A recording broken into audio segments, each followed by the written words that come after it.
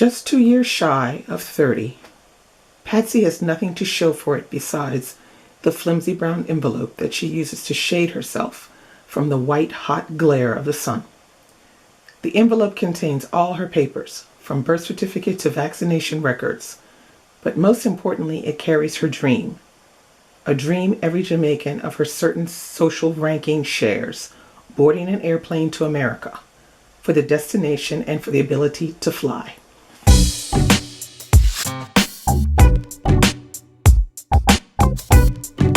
Hey guys, I'm back again and I'm here to do my review of Patsy by Nicole Dennis Benn.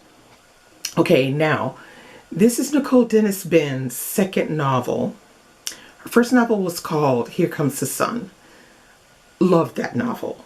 Everything about it, I loved it except for the end. So it got a 4.5 from me. But be that as it may, Patsy really hit it out of the park as well. Another 4.5 stars. This book is fantastic. So there are a lot of books lately that turn around the story of immigrants. And this is another immigrant story, but told in, I think, in a very sensitive manner and in a way that we're not expected. Now, Patsy is, like the opening says, is looking for something better. And she decides to take a plane and go to New York to be with her friend Celie. So that's what happens at the beginning of the story. Now, I'm not going to give you any more details on that because you need to read it for yourself so that you can get your feeling of how you feel when you read that, the beginning part of the book. Now, the thing that's interesting about this novel is that pretty much all the characters are unlikable, which is kind of funny because it was the same in Here Comes the Sun. There were a lot of very unlikable people in the book, but be that as it may, you don't really care. No, you don't really care. You will read along and want to find out what's going to happen with Patsy. She's the main character, but there are other characters in the book that are secondary, and even like under the secondary characters, there are other characters. Each one of these characters brings out a certain aspect that Nicole Dennis Benn is trying to show you in the book through this theme of immigration. So you have the typical thing is people immigrate, they leave the island of Jamaica, they arrive in New York, and then boom, shit goes down. It hits them what really is going on there. And then you have that aspect of how do they recount to their people back in Jamaica? Like, do they tell them the truth? Do they lie? How do they, deal with that? So this is one of the themes that's dealt with pretty intensely in the book, along with a few other themes. So you do have, this has an LGBT theme running through it. It also has a multi-generational theme.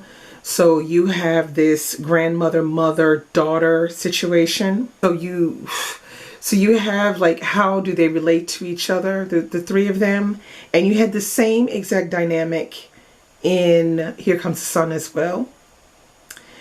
Except in this one, you have the daughter is in New York, the grandmother and the granddaughter are back in Jamaica. The intergenerational parts of the book are very interesting because you still have that constant difficulty with the grandmother, or the mother of Patsy, who is staunchly religious and God-fearing, but at the same time is not very intuitive or feeling to the way her daughter is feeling. And it's for that reason that there's a disconnect between Patsy and her daughter. So it's almost like Patsy has this fear of doing it all wrong because of the way her relationship is with her overly religious, judgmental mother. And this idea of motherhood is explored as well through the book, because you have Celie has a son, and you explore a little bit of, you get a little bit about how she is a mother, how she is as a mother.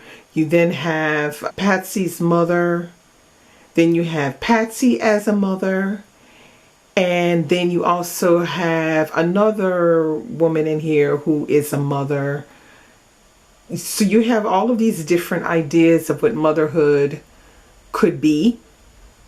And that is an interesting aspect to the novel, because it connects deeply to the reasons why Patsy leaves to go to New York and how things develop. It's over this idea of motherhood. Now, the book is written with a very literary, very descriptive style of writing. You're either going to get on board with that or you're not going to like it. I personally like it because I feel like in her descriptions, she's really giving you more than just the surroundings. She's giving you the feeling of the people. She's making sure that you understand exactly what she's trying to show you. And I think that is very effectively done in the book. You also have the theme of gender roles and what's expected of women and what behaviors are expected of men, and how people function within this idea of these stereotypes that have a tendency to be just a given, that this is the way it is, when there are many gray areas concerning gender and gender roles. I feel like Nicole Dennis Benn started this book with a lot of personal, maybe feelings, like maybe some personal experiences, or maybe experiences that she's heard from other people, because it feels very authentic. Doesn't feel like fiction. It feels like something that could have really happened to someone. Now, I have to admit, I really, really profoundly dislike Patsy. Patsy, the character, I did not particularly like. I wouldn't want to be her friend. And yeah, I didn't like her. I didn't like her at all. She does something in here that I find unforgivable, and yeah, it's unforgivable. It's unforgivable. I mean, I can see why she does this, but I don't get it. I find that it's very unforgivable what she does. So when you read the book, you can come back and we can discuss it. Just make sure you put spoilers in big letters so that people that don't want to see those spoilers, you know, won't see it. But yeah, there are a lot of aspects of this book that I would like to discuss with other people that have either read it recently or read it, you know, when it came out. It came out last year. I think it was in July, and I wasn't in the frame of mind to read it. I'm happy that I finally got to it now. Yes, very, very happy to read it. I am gutted that she was not longlisted for the Women's Prize. Just gutted for that, because this is a really good, solid book. Now, the reason why I gave it 4.5 stars is because there's some parts of the book that just, they need a little bit more something to, they need something more to them, or they're a little bit too perfect, too smooth, and they could have been a little better. But in essence, this is an excellent book, especially a book concerning immigration and LGBT issues. Another thing she talks about in here is colorism, which she also mentions pretty profoundly in Here Comes the Sun. She mentions it here, but she doesn't push it through as much as she does in Here Comes the Sun. But there is a bit of colorism going on with Celie and also some of the other women back on the island that are, you know, bleaching their skin, and this is like a normal thing for them. But she writes it in the story as if though it's something that is known and accepted. And in Here Comes the Sun, she deals with talking about more of how it's done and to what extent it's done and the bad effects it can have on women. All of that she goes pretty profoundly into it in Here Comes the Sun. Here it is sort of like the background of part of what people feel back in Jamaica about dark skin and light skin. So that is a theme in the book, even though she doesn't deal with it as much as she deals with the other aspects.